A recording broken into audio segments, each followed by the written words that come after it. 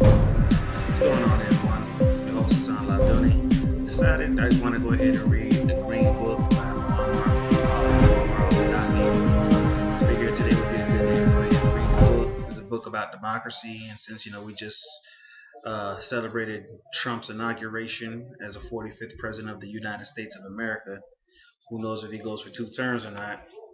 But I figured this would be a good book to go ahead and listen in, and here I wanted to go ahead and read it to you. Maybe some of the viewers will be able to go ahead and get something from it, pull some information from it that might prove useful. What I'm going to do is go ahead and read the first 2 chapters of the book. The first 2 chapters cover the instrument of government as well as parliament, and then as I'm able to continue later on, I'll go ahead and cover the rest of the chapters. But we're going to go ahead and start off with the first 2 chapters of the Green Book by Gaddafi, who was assassinated.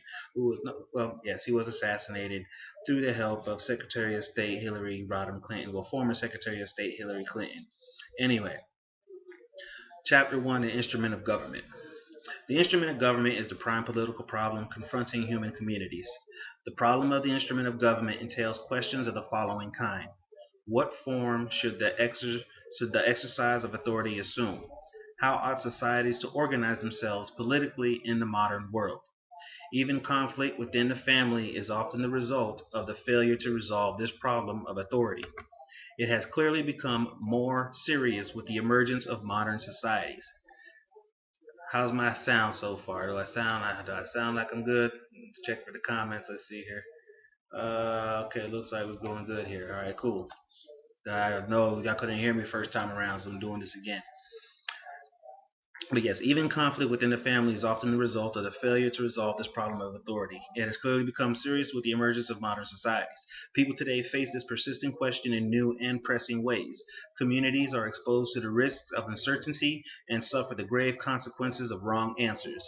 Yet none has succeeded in answering it conclusively and democratically. The Green Book presents the ultimate solution to the problem of the proper instrument of government. All political systems in the world today are a product of the struggle for power between alternative instruments of government. This struggle may be peaceful or armed, as is evident among classes, sects, tribes, parties, or individuals. The outcome is always the victory of a particular governing structure, be it that of an individual, group, party, or class, and the defeat of the people, the defeat of genuine democracy. Political struggle that results in the victory of a candidate with, for example, 51% of the votes leads to a dictatorial governing body in the guise of a false democracy, since 49% of the electorate is ruled by an instrument of government they did not vote for, but which has been imposed upon them. Such is dictatorship. Besides, this political conflict may produce a governing body that represents only a minority. For when votes are distributed among several candidates, though one polls more than any other, the sum of the votes received by those who received fewer votes might well constitute an overwhelming majority. However, the candidate with the fewer votes wins, and his success is regarded as legitimate and democratic, i.e., Donald Trump and the Hillary Clinton fiasco with the Electoral College. Hillary Clinton won by 2.8 million votes, the popular vote. However, according to Electoral College votes, it is Trump that won. It is considered legitimate and democratic. Let's keep on going. In actual fact, dictatorship is established under the cover of false democracy. This is the reality of the political systems prevailing in the world today. They are dictatorial systems, and it is evident that they falsify genuine democracy. Chapter 2: Parliaments. Parliaments are the backbone of that conventional democracy prevailing in the world today. Parliament is a misrepresentation of the people, and parliamentary systems are a false solution to the problem of democracy. A parliament is originally founded to represent the people, but this in itself is undemocratic, as democracy means the authority of the people and not an authority acting on their behalf. The mere existence of a parliament means the absence of the people. True democracy exists only through the direct participation of the people and not through the activity of their representatives. Parliaments have been a legal barrier between the people and the exercise of authority, excluding the masses from meaningful politics and monopolizing sovereignty in their place.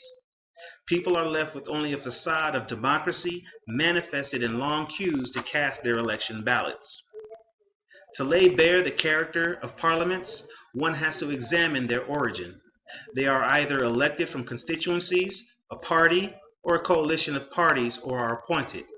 But all of these procedures are undemocratic, for dividing the population into constituencies means that one member of parliament represents thousands, hundreds of thousands, or even millions of people, depending on the size of the population.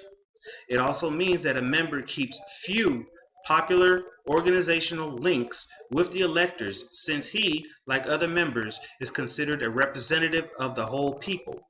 This is what the prevailing traditional democracy requires. The masses are completely isolated from the representative, and he, in turn, is totally removed from them. Immediately after winning the electors' votes, the representative takes over the people's sovereignty and acts on their behalf.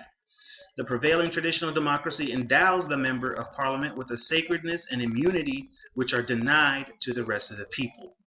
Parliaments, therefore, have become a means of plundering and usurping the authority of the people. It has thus become the right of the people to struggle, through popular revolution, to destroy such instruments.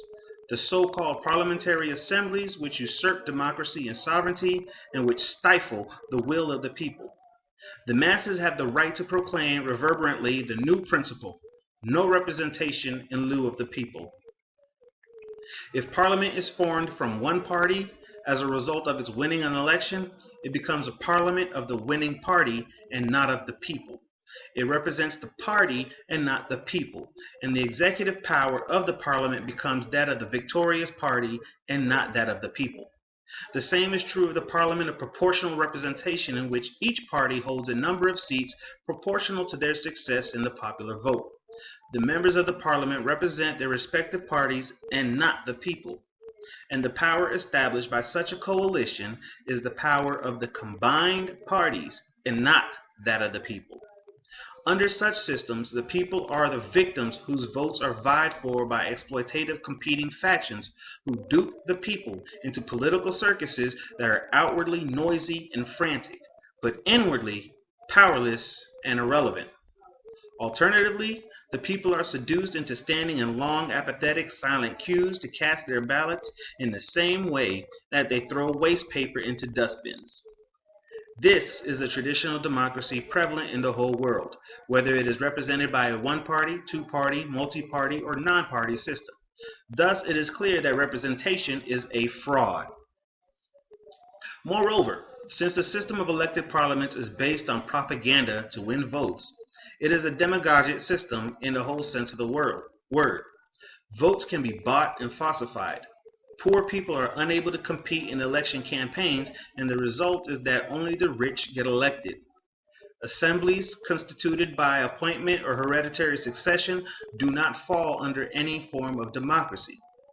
Philosophers, thinkers, and writers advocated the theory of representative parliaments at a time when peoples were unconsciously herded like sheep by kings, sultans, and conquerors. The ultimate aspiration of the people of those times was to have someone to represent them before such rulers. When even this aspiration was rejected, people waged bitter and protracted struggle to attain this goal. After the successful establishment of the age of the republics and the beginning of the era of the masses, it is unthinkable that democracy should mean the electing of only a few representatives to act on behalf of great masses. This is an obsolete structure. Authority must be in the hands of all of the people. The most tyrannical dictatorships the world has known have existed under the aegis of parliaments. So, that was chapters 1 and 2, the instrument of government and parliament. Chapter 3 will go into the party system. Now, I won't be going into that now. Probably go into that either later on this evening or possibly tomorrow. We'll read further into the Green Book by Mr. Qaddafi. reading chapter 3, which is the party, and we'll go ahead and read chapter 4 as well. Chapter 4 is the class system. This is Hassan Labdouni. Thanks for tuning in.